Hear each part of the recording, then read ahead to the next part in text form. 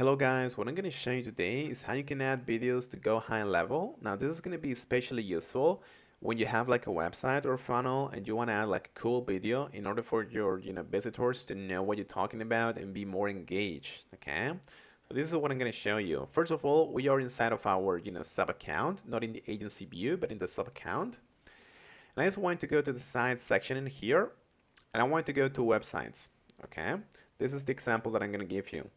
Now keep in mind guys that the media library, this is where we're going to upload our videos. It's going to support video uploads up to 4 gigabytes in all of the major formats such as MP4 and WebM. Okay, videos are going to be encoded for multi-quality playback such as 480, 720, 180 and auto depending on the network of your user. And just make sure that they play back just fine and they're working fine. But what are we going to do? We're just going to come to this website. We're going to go to edit. And now we're going to select the page that we want to put our video in. In my case, it's going to be the home section. So I'm just going to click in here.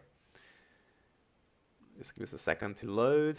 Now let's say that I want to put a video, the first thing, just on front. Okay.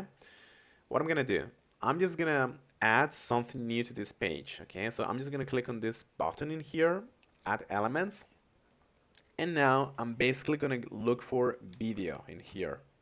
Okay guys, and I'm gonna drag it. I can just drag it whatever I want basically. Okay, as you can see. Now you can select the width. That's actually very important. This is something that I should command early.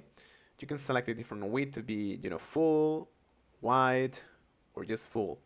Okay, as I'm doing it here. And you can also move the video across and things like that. Okay, this is something that you can play around with.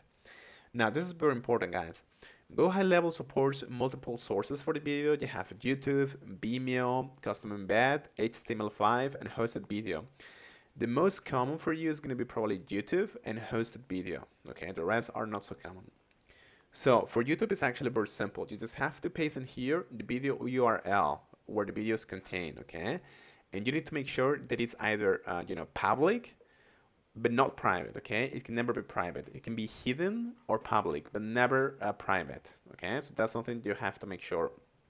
Now the autoplay, you can make it so that it autoplays whenever a user enters the page. I don't actually recommend that, okay, because it's maybe sometimes annoying, for the sound and all that. So I'm gonna recommend that you leave it off.